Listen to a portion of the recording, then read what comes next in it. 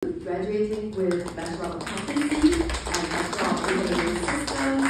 She graduated in 2010. We also have Huang here. He's actually a graduate of Bachelor of Business Administration, working now, both of them are working now in Vietnam as well as he's also a graduate from Bachelor of Business Management. Last but not least, we have Mr. Zheng. He's actually a proud parent of our student who graduated in 2013. Anne actually is a proud recipient of an MBA program that she graduated last year from Stanford University. And just a point of note, she was the only Vietnamese student that was studying that program at the moment. So without further ado, I'm going to start off with the presentation, rather with quick sharing. We'll start with Min first. For this session itself, the questions will be asked in English. They will briefly reply in Vietnamese and summarize in English, okay? So I'm going to start off with some brief introduction starting from Min. Please do a self-introduction of who you are, as well as maybe a brief summary in English. So sorry, maybe I will shortly translate the I think our students are more than equipped to translate. Oh, okay. Dạ, xin chào tất cả mọi người. Em tên là Nguyệt Minh. Em là tốt nghiệp Singapore Management University vào năm 2010. Em join chương trình Bachelor of Accountancy and Bachelor of Information System từ năm 2005 đến năm 2009. Hiện tại thì em đang là Head of Macro Sales tại ngân hàng BNP Paribas, bộ phận là Global Markets. Thì sau khi tốt nghiệp ở Singapore xong thì em join BNP Paribas tại Singapore, và sau đó thì sau một thời gian thì BNP Paribas actually là send em về lại Việt Nam. Em hiện tại đã công tác 15 năm, là đã join SMU rất là nhiều năm về trước, nhưng mà hôm nay thì em rất là vui là có mặt ở đây để có thể chia sẻ được cái kinh nghiệm của mình khi mà học tại môi trường ở Singapore. Thì ngay cả trước cái lúc mà đại học ở Singapore thì thật ra là em đã là một ASEAN Scholar và đã học từ Singapore ở secondary school đến cả junior college nữa. Thì đó là một tóm tắt chia sẻ một chút xíu về em. Yeah. Okay. And in English, hi everyone, I'm very happy to be here. My name is Min, and I graduated from Singapore Management University in 2010 after I took a double degree program in accountancy and information system. So it's a weird combination, but actually I love to share with you more the Singapore education systems, the experiences, why you should consider this program. And I'm now actually the head of macro sales in BNP Paribas, which is a French bank, Global Markets, and very happy to be here again. Thank you. Thank you, Min. I'm going to hand over to Huang. So he's going to do a self-introduction in Vietnamese and a summary in English as well. Trước hết thì xin chào cô chú anh chị. Quân xin tên là Quân để mình tiện trao đổi. Thì Quân tốt nghiệp SMU năm 2014. Thì sau đó thì Quân về Việt Nam làm ở công ty tài chính chủ dụng Home Credit Việt Nam từ tháng 9 năm 2014 tới giờ là hơn 10 năm. Hiện tại Quân đang làm cái công việc là trưởng phòng phân tích dữ liệu lớn của Home Credit. Thì hiện tại Quân đang manage một cái portfolio có giá trị là 8 con số ở đô la. Cái kinh nghiệm mà Quân đi làm và Quân đi học thì đó là những cái mà Quân sẽ rất là vinh dự và vui được chia sẻ với mọi người trong ngày hôm nay. So my name is Quân, so let's call it Con because it's easier for English speaking, and I like this name a lot because that my major in SMU is quantitative finance. And when you say about me, when you call me Quant, so it's my name, a little bit my name and career path I have chosen. I have graduated from SMU in 2014. I established my career in Home Credit Vietnam since September 2014, and this year marks 10-year anniversary of me in Home Credit and 10-year anniversary graduation from SMU. So this is my utmost happiness, honor to be here today. And I asked ladies here to take a lot of photos for me, so I want to show to my mom. She should be very proud today. Me too. So I pass it to Over to you, Mr. Zheng. Xin chào các anh chị. Tôi là nhà báo nhưng mà về hưu 10 năm rồi, tức là lớn tuổi hơn các anh chị ở đây ha. Mà thôi thì tôi cũng gọi là anh chị cho nó dễ ha. Thì con tôi thật ra là học ra trường trước cậu này một lớp, nhưng mà học về business, và bây giờ cháu là tổng giám đốc công ty quái gì bên Mỹ tôi không biết. Vì sau đó là cháu ở Singapore làm việc, rồi người ta đưa qua bên Tokyo đó, tức là bên Nhật á, làm việc tiếp và chỉ huy 4-5 người Nhật, 10 người gì đó không biết, mà nghe nói Nhật phản đối dữ lắm, vì nó con nít Việt Nam mới ra trường, mới có 2 năm mà đi qua đó làm mà chỉ huy nó, tại vì cái công ty là gốc là công ty Anh, nó nằm tại Singapore nhưng mà nó lưu chuyển người đó, rồi sau đấy về lại Singapore làm việc một thời gian nữa thì người ta đưa qua Mỹ rồi đi học luôn. Đấy, lý do vậy đó. Còn cái con đường đi đó thì theo tôi đó là Singapore thực tế là một cái bệ phóng, ăn uống nó cũng dễ, ví dụ ăn mì tàu, ăn đồ gì đó, đây nó là thích cơm gà lắm. Tôi cũng thích cơm gà, lâu lâu tôi vô chợ lớn tôi ăn, hàng chi là đỡ tốn tiền lắm. Và thứ nhì, cái tiền mà tốn nhiều nhất á là tiền vé máy bay. Tại sao? Con tôi là mua vé 3 tháng về nhà làm nhớ nhà, con gái mà. Hồi đi học 4 năm là tốn tiền nhiều nhất là tiền vé máy bay. Và tôi rất là cảm động, hồi đó là cái ông hiệu trưởng trường SMU này là ông người Bỉ. Ông có nói một câu mà tôi nhớ hoài suốt đời, là ông nói ai mà thi đậu trường này rồi là không bao giờ là trường bỏ rơi hết, bao giờ cũng trường cũng tạo điều kiện, đủ mọi điều kiện để cho đi học được, mà đúng là như vậy. Cái đó là cái điều tôi đáng quý nhất và tôi nhớ hoài. Ông đó là hiệu trưởng trường và người Bỉ, và tôi nhớ cái khung cảnh lúc mà ra trường ấy, tức là thầy giáo mà cứ đứng cười biết 2 tiếng đồng hồ, hơn 2 tiếng đồng hồ để làm gì biết không? Trao cái bàn, đứng cười như cô này, cười biết vậy, mà đứng 2 tiếng rưỡi đồng hồ thế này mới giỏi chứ. Có người lẽ nhiên có người đưa bàn rồi ông trao có chút xíu thôi, nhưng mà tôi nhớ hoài hình ảnh. Và sau đó là họ, tức là Singapore nó kỹ lắm, đến nỗi cái vỗ tay của mình đó, vỗ tay hoan hô lẫn đưa cho cái vỗ tay, vỗ cạch cái này để khỏi đau tay mình, nó vui vậy đó. Rồi nó in trong một cái tập, đúng không? Ai mà tốt nghiệp là in một cái tập. Rồi ai mà có 3 cái thứ hạng là, thứ nhất là gì? Summa cum laude là hạng nhất á, rồi tới magna cum laude hạng nhì, rồi tới cum laude hạng 3 là nó đánh sao.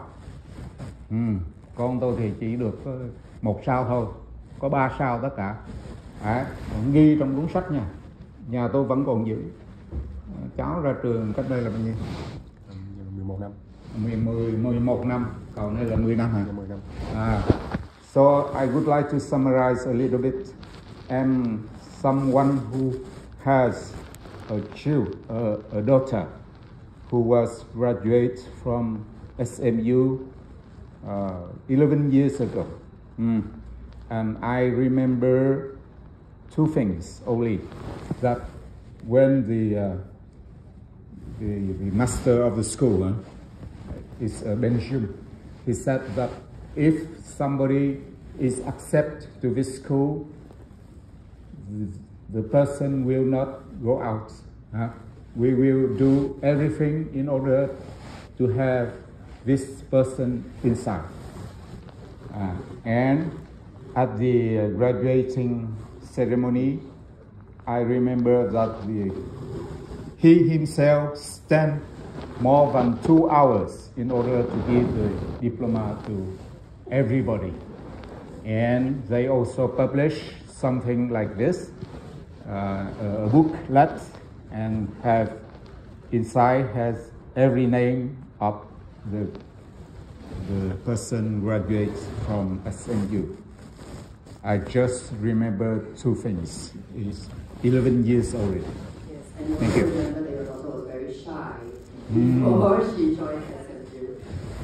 Cô nói là hồi đó con gái tôi, cổ nhớ là nó rất nhút nhát, con nít mà con gái nữa, lần đầu tiên đi học xa, nhút nhát lắm. Nhưng mà năm sau là hết nhút nhát rồi. Yeah, so this is one of the transformation that students have, because we understand that in Vietnam, a lot of students are a little bit more shy and more conservative. But when you come to education in Singapore, you are forced out of the comfort zone and you need to participate and engage with other people, and therefore improve your confidence level. But I'm going to start off with a very important question.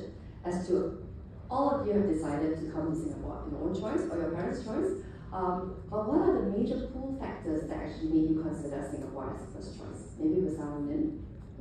Yeah, sure, thank you. Một trong những lý do chính mà em quyết định là học ở tại Singapore là thực sự ra là cái ASEAN Scholarship. Thì ngày đó thì em được sau khi we ran for selection thì em được chọn. Hai mấy bạn lúc đó là được cái giải, được cái ASEAN Scholarship, và em học tại từ 16 tuổi ở CHIJ, Toa and then Temasek Junior College. So I was just explaining the greatest motivation behind is actually thanks to MOE and Singapore government business scholarship that actually pulled me to Singapore. That's great. Scholarship is also very important for consideration factor for students. Thank you for highlighting that. And then with Lohan, do you have a different reason? I have, let's say, a different, universe difference. Yes, please do explain and give us reasons in Vietnamese and English. Chị Minh có chia sẻ là chị Minh được học bổng ASEAN tới Singapore năm chị sinh 16 tuổi. Còn Quân thì xuất phát điểm của Quân thì nó thấp hơn rất là nhiều.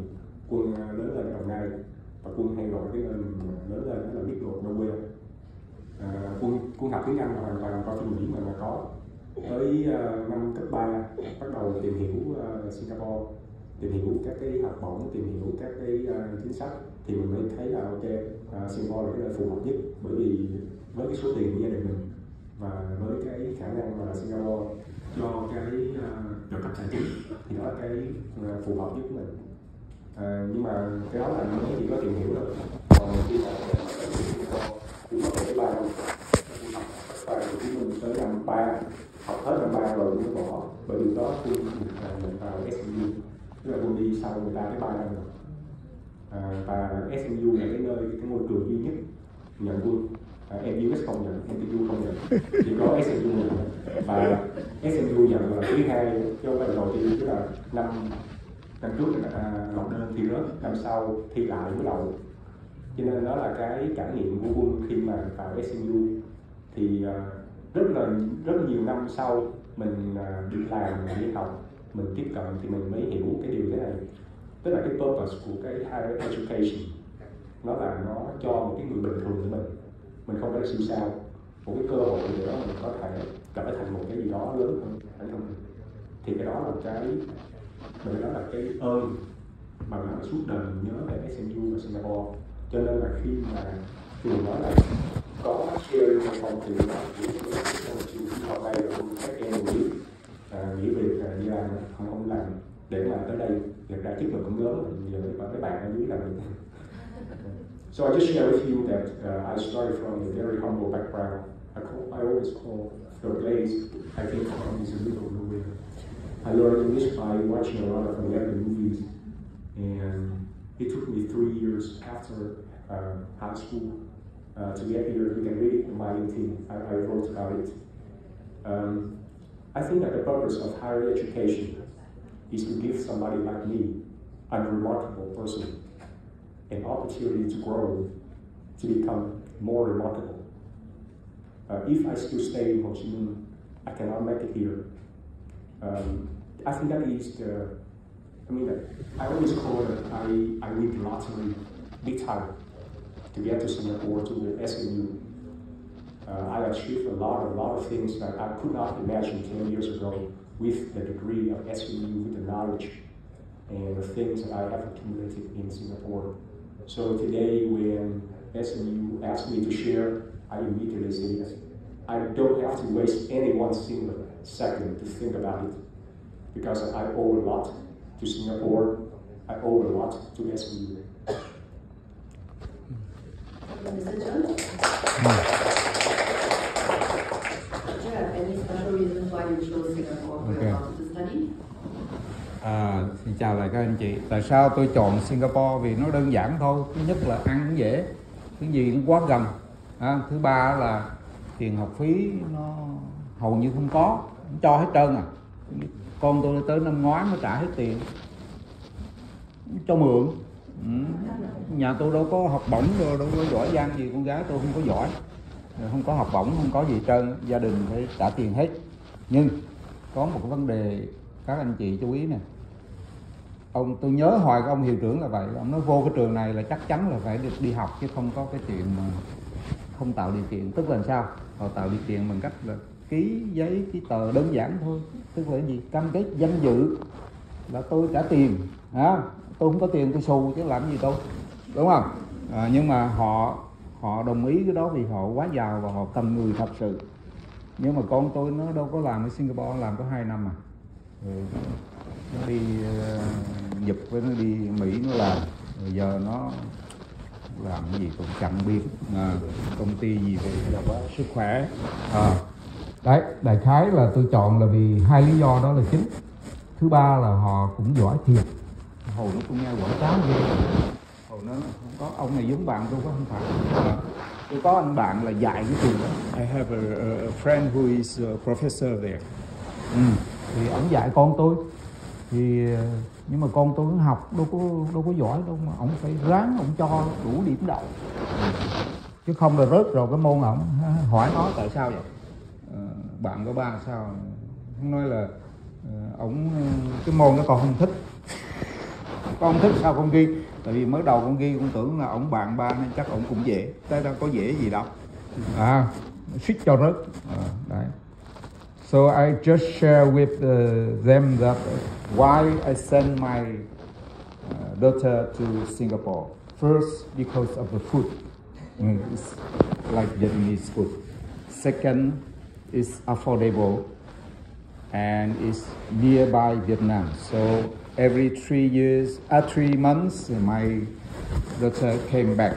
And at that time, you know that they have budget airlines already with Tiger and now Scoot. But at that time, Tiger, so my daughter would buy a lot of tickets for all the whole years, you know, the whole year ticket.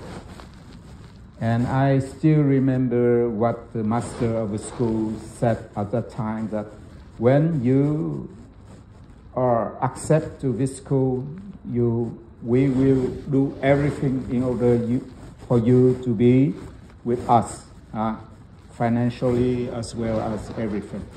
And I still remember that. Thank you. Thank you. So in summary, as you can see, Singapore actually offers a very good environment for students, even international students, to study here with us.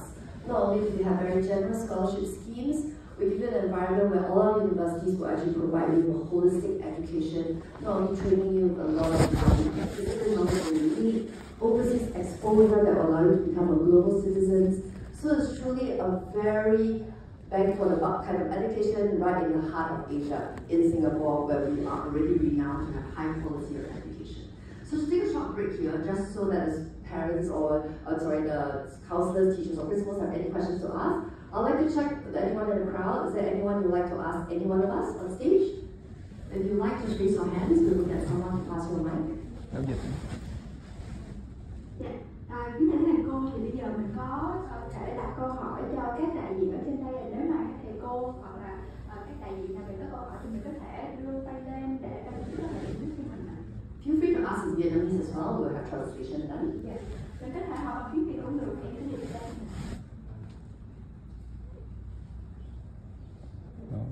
Okay, we'll give you some time to think about it and we'll move on maybe to the next question. As you can see on this panel itself, we have students of alumni that have graduated for over 10 years. So in the 10 years that you see your daughter graduate and move on in her career as well as yourself, have you seen anything that Singapore has prepared you well for this good career prospects that you are on right now?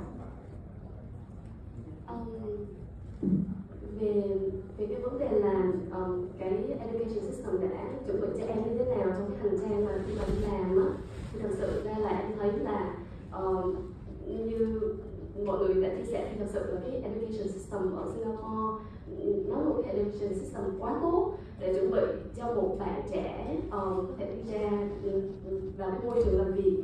Thực ra sau khi đi làm xong thì em mới nhận thấy là cái khả năng mà mình phải learn on the job itself, tức là mình học và mình làm học cái công việc khi mà mình làm, và không có cái gì mà nó sẵn có hết. Tất cả mọi thứ thì đều là mình học on the job.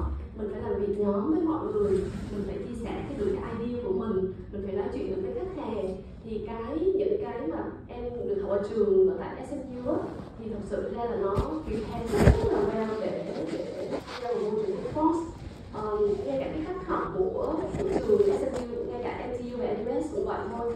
Đó là cái seminar style learning, tức là mọi người sẽ trong một cái hội trường và thầy cô có thể nhìn directly đến mình. Các bạn thì được phải phát biểu trong lớp, và 20% cái việc mà đánh giá bạn giỏi hay dở hoặc là cái điểm số của bạn phụ thuộc vào cái participation rate mà mọi người tham gia trong lớp.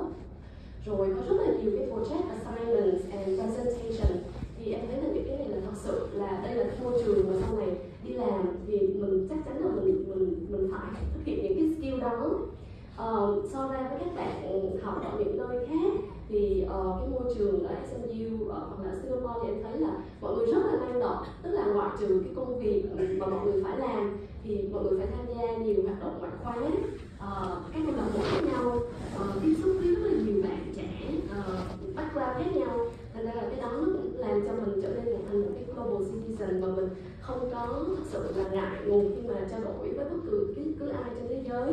Thì ví dụ như trong công việc của em thì hàng ngày em làm việc với rất nhiều khách hàng multinational corporation, CFO, CEOs and finance managers, mà nhiều cái những người đó thì thực ra họ cũng không phải là ở Việt Nam hết, họ ở những cái múi giờ khác nhau ở Mỹ, ở châu Âu, và có rất là nhiều conversations thì mình đều phải làm và conduct in English. Nhưng mà nhiều khi để làm được business thì mình phải build rapport với khách hàng nữa. Thì tất cả những cái gì mà em đã học và tham gia vào câu lạc bộ ngoại khóa từ thời SMU thì em thấy là nó cực kỳ hữu ích.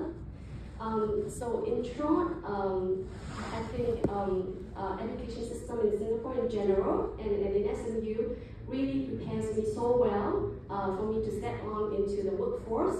I applied everything that I learned in school, from participation in class, project assignments, presentations.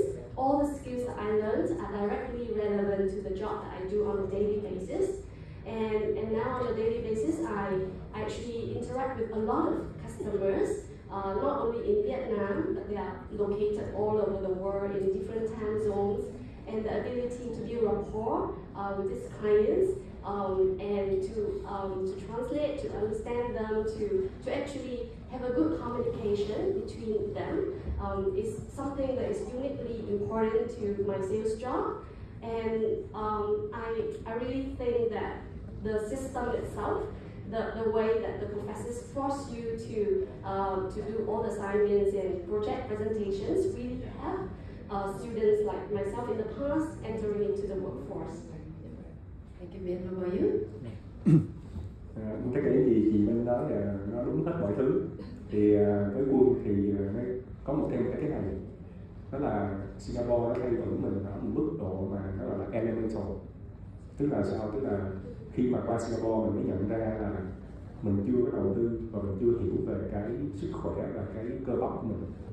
Quân có một cái vận may rất là lớn trong đời ở Singapore, đó là có một ông thầy đó, ông chỉ với mình cách rèn luyện cơ bắp.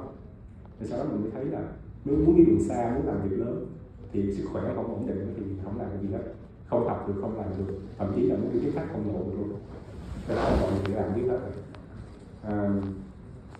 Thì khi mà qua Singapore mình mới thấy là tự nhiên vô lớp có những bạn người ta mang cái mái chèo vô lớp. Đó là bởi vì người ta chèo thuyền, người ta tập thể dục. Rồi ở Singapore là tất cả mọi thanh niên đều có đi NS là National Service 2 năm. Thì từ đó cái tiếp tục liên cái khả năng mà tập trung, cái khả năng mà chiến đấu của họ trong công việc đó nó vượt hẳn mình, bởi vì mình không hề có cái giai đoạn đó. Thì những cái bài học đó mà Quân học ở Singapore nó đi theo mình tới tận bây giờ. Tới tận bây giờ thì Quân cũng hơi flex chút xíu là Quân hoàn thành được 8 cái marathon, tức là chạy 42 cây số. Vừa rồi Quân mới qua Úc chạy ở Sydney. Còn mấy cái hoạt động mình nhỏ lẻ là 21 cây, 10 cây thì nhiều quá đếm hết.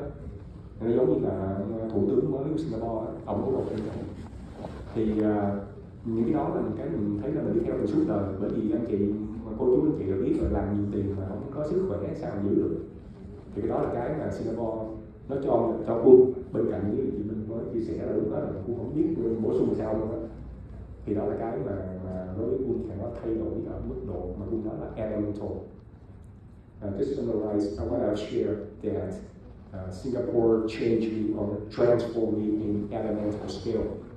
Before I came to Singapore, I didn't pay much attention to sports and muscle building. I had a lifetime opportunity to meet a mentor. He was a ranger in Singapore Army, and he taught me all the bodybuilding skills. He taught me the discipline of the Singapore Army. Because of all the men in Singapore, they have to serve 2-year NS, right? And this is, I would say, that the unfair advantage you have, because you have higher than average the discipline. You have higher than average stamina. You train in a very serious way. To be honest, to kill people, right? In the army, you are trained to kill people, and to me, when you apply that discipline, you apply the stamina in the classroom, I mean, or in the boardroom or in the business. This is your unfair advantage. And when I came to Singapore, I get a little bit, I cannot say all because I didn't go to the military training, but I get a little bit of that discipline in my career. I have finished 8 marathons. I went to Sydney in September, finished there, and just yesterday I received the news that the Sydney Marathon became the 7th world major after Chicago, New York, Boston. Really? And I know that the Prime Minister of Singapore, he used to be a runner. He showed a photo on LinkedIn. To me, this is the foundation that I built my career upon. Everything this man just shared, completely accurate. I cannot say it better. What I can tell you is that along the way, I've been in the business for 10 years.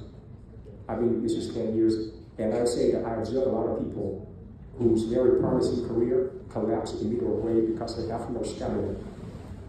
They have to spend much of their time to fix their body.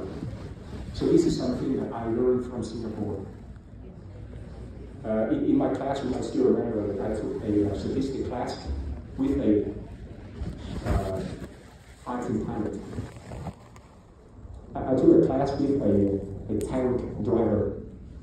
Just imagine how disciplined, how focused those guys are. This is something that I cannot have in Vietnam. So I think that after, let's say, 10 years, actually I didn't learn much from the classroom. I think that's really something learning. You have to get rid of all the outdated knowledge, and you have to focus on the new information. Just like this man said, you have to continue update yourself. But the foundation of stamina, of bodybuilding, I got it from Singapore. It stayed with me my whole life. Every morning I took a 5-kilometer run. It's easy. Because I'm in Singapore, I got trained by a ranger in Singapore. No big deal for me. Yeah, thank you. Not to worry, counselors, if you have students that are not so athletic. Singapore doesn't require you to be that athletic to join all of our universities. Okay? You will have it when you go to Singapore and watch your classmates that practice very, very seriously, and then you got inspired a lot. Yes, because our students aim for excellence, so they want to be the best in whatever aspect they are, be it in their co-curricular or in their studies. Now, for Mr. Tung, I'll see the biggest transformation from the daughter, because I saw from day one till upon graduation till now, I met the daughter in a fair, very passive, very quiet. Throughout the whole conversation we had, I never heard her say anything. It was my conversation with Mr. Tung. But right now I'm asking him like, what is I'm doing right now? And she's like saying that, oh, I don't know, she's on her own. So he has really let go of her hand and let her, explore on her own. And she's doing very well right now. So would you like to share that, Mr.? Thank you, Judy. Cảm ơn cô Judy. Xin chào lại các anh chị. Thật ra thì con bé tôi nó nhút nhát lắm. Cô gặp lần đầu tiên là khi mà tôi dẫn tới thì cũng cái kiểu vậy nè, cũng dẫn tới hỏi cổ học trường nó sao thì tôi nghe quảng cáo quá. Chứ còn NUS cũng hay, mà NTU là tôi từng ở trong đó. Tôi có người bạn là dạy học ở NTU, giáo sư đại học ở đấy. Rồi bên SMU này tôi cũng có người bạn là người Thụy Điển cũng dạy học. Vì vợ của anh đó là bạn học với tôi. Đấy, lý do vậy. Thế thì con tôi nó được như ngày hôm nay là cũng nhờ đi học ở đây, chứ nó nhút nhát lắm. Con nít Việt Nam mà sao anh chị biết rồi, mà con gái nữa, cưng như trứng hứng như hoa, đi học mà đi học thêm nữa là không mẹ thì cha phải đưa tới tận nhà cô giáo học rồi tới đón trở về, chứ đâu có dám cho đi hội nguy hiểm đó. Hàng chi là cũng nhờ cái bệ phóng đó mà bây giờ nó làm tổng giám đốc cái quái gì ở bên San Francisco tôi không biết. Sắp về Việt Nam chơi rồi. Mới có bồ, lo học lo làm quá, mới có bồ năm. Tức là năm ngoái tôi có qua bên Mỹ đó để dự lễ tốt nghiệp. Nó tốt nghiệp học 2 năm cực khổ lắm của trường Stanford, nhưng mà tổ chức cũng ghê lắm, cũng giống y như bên này, cũng đứng rồi vỗ tay rồi nhưng mà nó thiếu cái clap thôi, bắt mình phải vỗ tay vậy. Mà nó tổ chức 2 buổi lễ lắm.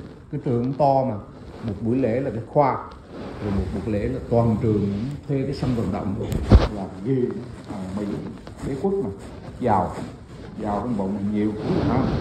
Okay, in summarize, my daughter is now a CEO of a healthcare company, something in San Francisco, but she came from SMU. I have to thank them because when I took them to see her, she was very shy, my daughter, and now she's no more shy. After 1 year with SMU, she was no more shy, and today she will discuss with everybody in the world, and even when she come back home, she discuss with me, and she's very strong. So I have to thank you because SMU is like something like a base for her to be right like now, Okay, thank you. Just like this. We did have one complaint though, because after 1 year of education at SMU, she said, all of a sudden my daughter is talking back to me now. Something not that usually happens. But I'm going to take a while. Is there anyone on the crowd that would like to ask a question? Và một lần nữa, cái thầy cô bên dưới mình có câu hỏi gì mình có thể đưa tay để ban chức có thể tìm cho mình ạ. No, it's okay, don't worry, we'll be around. We can do more networking during lunch. But before I end off, I'm just going to ask one question and pose it to our panelists here. Right, so do you have any tips or recommendation or any advice for our principals, advice principals and teachers and counselors here as to what they can advise their students to prepare for further education perhaps in Singapore? Theo em nghĩ thì thực ra là đối với các thầy cô hiệu trưởng, các thầy cô counselor ở đây, khi mà là những người tư vấn cho các em học sinh tương lai, thì em nghĩ là thật sự là đối với các bạn trẻ, cái việc mà cho các bạn trẻ thông tin và truyền lửa, cũng đồng thời là như bọn em đã từng trải qua là những lúc đó là những lúc mà thật sự là mình cũng không thật sự biết nhiều lắm, nhưng mà với sự hướng dẫn thì thực ra mình biết là mình phải tự chủ, tức là mình phải take được cái ownership về cái việc mà mình thích cái gì, mình học cái gì và tại sao mình làm như vậy. thì nó rất là quan trọng, tại vì chính những cái câu hỏi mà mình đặt ra là mình mong muốn được cái gì, mình thích cái gì, thì trong cái quá trình mà em học ở tại SNU thì cái đó thực sự nó là guiding principle để mình chọn tất cả các môn học mà mình chọn, các curriculum mà mình được chọn, các nhóm bạn mà mình chơi, các internship mà mình chọn. Thì ngay những cái lúc đó thì em mới nhận ra là thực sự ra là Singapore là một cái thành phố tài chính. Thật ra em lúc còn đi học thì em mong muốn là sau này mình sẽ được vào để làm việc ở trong một cái financial center. Thành ra là ngay cả những cái hoạt động mà em tham gia hoặc là những câu lạc bộ thì em đều hướng theo cái hướng đó. Và sau khi mà SNU có những cái chương trình gọi là internship rất là tốt, có những cái portal mà các bạn học sinh thì chỉ có cần đi vô đó là mình thấy bao nhiêu là những internship thì mình sẽ chọn những cái internship mà relevant, thì nó lại chuẩn lại cho mình nhiều hơn về cái kỹ năng để mình sau này mình đi làm trong cái lĩnh vực đó. Và cái môi trường thứ hai đó là khi mà em design cái hoạt động của mình thì em chọn là become SNU ambassador. Một tổ chức ISAC là tổ chức mà chuyên incoming exchange and outgoing exchange, và chính bản thân em thì em cũng chọn cái chương trình đi international exchange ở Mỹ, ở Carnegie Mellon. Thì cũng đúng là những cái mà vì là mình có những cái concept là mình quyết định như vậy, thành ra tất cả những cái lộ trình của mình tại trường trong một cái khoảng thời gian là 4 năm rưỡi thì em hoàn thành 2 bằng đại học rất là không có related với nhau, cộng tới rất là nhiều internship, và chính cái internship đó thì nó giúp em là tham gia được vào cái ước mơ của mình là work on một cái financial firm hiện tại. So in short, I would like to share that the kids, the students have to kind of understand what they like, what they want to do, what they want to achieve, and through that understanding, they can actually design the proper activities at the university that they choose, be it the subjects or the co-curricular activities or various internships at certain time that can be laid out during their journey. And all of that within a 4 years pack, they can be really well prepared to achieve or to reach to the destination that they want to achieve after the 4 years.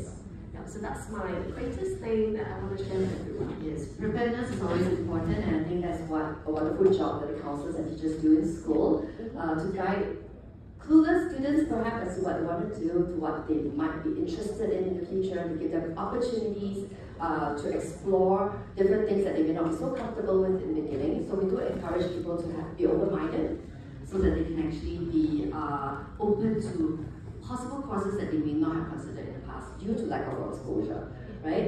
But any other advice from you, Evan? Sự cũng biết người nói như gì, bởi vì cái nơi mà mình xuất phát điểm của mình, dù thầy cô mình thì sẽ không bao giờ tới đây, thầy cô của mình còn cấp 3 sẽ không bao giờ có mặt ở đây, cho nên là giống như là mọi người ở đây thuộc về một cái nơi mà không phải xuất phát điểm của mình, thì mình rất là khó để mà khuyên, mình rất là khó cái gì mà có thể gọi là chia sẻ, thì nó giống như là mọi decision khác trong cuộc đời.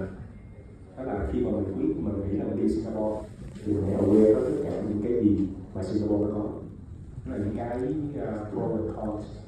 Tức là Singapore nó ok, có education system tốt, có cái này có cái kia, nhưng mà cái không phù hợp là cái gì, từ đó mình sẽ đưa ra một cái quyết định nó phù hợp. Cũng ví dụ như là không phải ai giỏi tiếng Anh cũng đi du học được, bởi vì nếu mà mình không có khả năng sống độc lập thì du học nó là một cái quyết định sai. Rồi nếu mà như vậy thì gia đình sẽ support như thế nào, thì tất cả những điều đó là cái mà mình phải đánh giá tất mọi thứ. Tại vì Quân đi du học năm 20 tuổi nó khác với lại Quân đi học năm 16 tuổi. Lúc 20 tuổi là Quân ngủ thuốc tuổi để uống rượu thuốc ở Singapore. Nó khác với lại những bạn khác. Quân đi học mà 3 năm đại học ở Việt Nam mà nó dày dặn hơn, mình càng yếu rất nhiều rồi. Rồi khi mà qua Singapore thì rất là dễ mình thích giao với bạn bè, với những cái người làm working level, những cái người mà ngoài trường học rất là nhẹ nhàng luôn. Cho nên đó là cái mà trải nghiệm cái của tôi. Còn ở đây tôi nghĩ là mọi người, các thầy cô đến những từ một môi trường mà nó high class của cô rất nhiều, thì cô không biết cách nào mà chia sẻ được. So briefly summarize what I have to share that because I came from a humble background, I came from middle of nowhere, so I have no idea how to share with you because of my teachers in high school. They don't belong here. They never attended this kind of seminar because in my high school, nobody wanted to come to Singapore. And then coming to Ho Chi Minh City is already a big deal. I went to Singapore when I was 20 years old. I am eligible for drinking and smoking, right? By law. By law, yeah. I remember when I celebrated my first birthday in Singapore, I ordered liquor. And it's illegal. Below that, you are illegal. Here. So I am very resistible to temptations. I spent 3 years in Ho Chi Minh University of Technology, 3 full years. So I'm very, very mature when I went to Singapore. I know how to play the game. I know how to connect to people. And this is something that I would say that this is a crucial part in surviving in Singapore. You cannot only evaluate the survival based on academic performance. You have to look at the whole profile of your students to determine whether he or she can survive independently. Mastering language is not the only factor to determine whether you should go to Singapore or not. And it is more relevant. I mean, it's more obvious today because everybody can speak English. You can go there as a tourist, and you can still buy drinks and do a lot of things. But to survive in Singapore, to make a career in Singapore, to find a job in Singapore by yourself, you have to be more mature than the average. If, let's say that, I'm sorry to say that if you're shy and passive, be more cautious. Be more cautious. Because if you live with strangers, and they are not as nice as your parents. This is something that I learned in hard way in Singapore. I wrote in my LinkedIn that I earned a PhD in Singapore. The P is poverty. I know the importance of making ends meet. H is health. I will share with you that I learned the importance of having good fitness. I can survive into, let's say, fighting. I learned from a ranger from the Singapore Army. And what is need? This is desperation. But I do not have a job. And these are the survival skills in Singapore. True. To everywhere in the world, even in Ho Chi Minh. I can go to the darkest corner in Ho Chi Minh and do survive. And I think that I can survive most of the battle on the street. Again, I trained by the Singaporean Army soldier. Really? So basically, to give you a tip and advice is something beyond my skill. I say, look at Singapore as other decision in your life, weighing pros and cons. Don't get, let's say, illusion by let's say, reward knows what the cost. Right? Be realistic. Have a margin of safety, something that we're doing in finance, right? We have a margin of safety for all our decisions. We do not overestimate ourselves.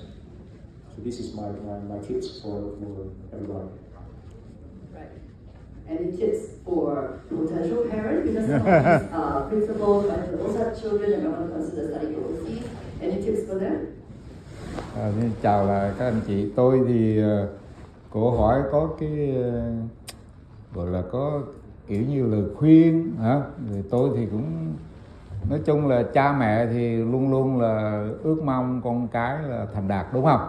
Các anh chị cũng thế, cũng có con cái theo chị cổ, hoặc là muốn coi như là gì để cố vấn lại cho các em học sinh.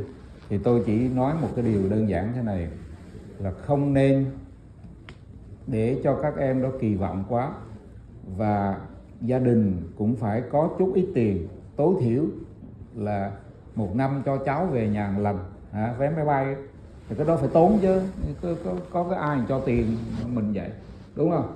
Gia đình tôi là cũng phải để dành tiền để cho cháu nó đi về, và con gái nữa thì nó sẽ có nhiều cái nhu cầu hơn con trai, nhưng mà nó cũng chịu cực lắm. Thì tôi nghĩ là cái điều đó là quan trọng nha. tức là làm gì làm cũng phải có tài chính, còn không có thì nói thiệt là rất khó. Lẽ nhiên là cái gì nó cũng tốt đẹp, nó họ dạy dỗ rồi không có tệ đâu ha, nhưng mà phải suy nghĩ tới một cái điều là gia đình chịu nổi không, chứ còn chịu không nổi là con mình học văn dở rồi bắt con mình đi làm nó tội nghiệp lắm, đúng không? 4 năm thì nó cũng không có lâu, mà cũng nói nhanh thì nó cũng không có nhanh lắm, và mình phải chịu đựng được cái đó thì mới tôi đó là cái lời khuyên thành thật. Còn nếu không thì chịu, thì sau khi nó ra trường rồi nó làm gì nó làm, nó đi học thêm rồi là nó lo hết, chứ tôi đâu có lo, tôi tiền đâu nữa, kiệt quệ rồi. Nhưng mà đại khái vậy đó, để các anh chị thấy là luôn luôn mình phải chuẩn bị khi mà khuyên bảo các em rồi, hoặc là gia đình mà gặp nói chuyện đó, để mà tư vấn của họ là phải nói rõ cái đó nha. Đi học ở đâu cũng vậy hết á, mà ở Singapore là rẻ nhất đó, rẻ nhiên. Ví dụ đi học Lào, Campuchia thì rẻ nữa, nhưng mà chắc không ai đi đâu. Còn đi Thái Lan cũng rẻ nha, nhưng mà chắc là cũng không bao nhiêu người muốn đâu, không? Vì cái sự thật ra cái học vấn của họ nó cũng không bằng được cái bên này, phải nói thẳng vậy ha. Thì đấy là cái lời tôi muốn coi như tâm sự thôi, chứ cũng chẳng khuyên bảo gì. If you want shortly, I just say that they have to have money first in order to send their children to overseas. Even in Singapore or even in other countries, you have to think that 4 years, can you afford 4 years financially in order to send your child, your daughter, your son to overseas? That's all. Thank you. Thank you so much, panelists. I hope through these lenses of someone who actually studied more years in Singapore and then coming back here to work, versus someone who did undergraduate only in Singapore and a parent who has sent the only child to overseas to study, you have learned a little bit more as to what Singapore as a destination has to offer for education.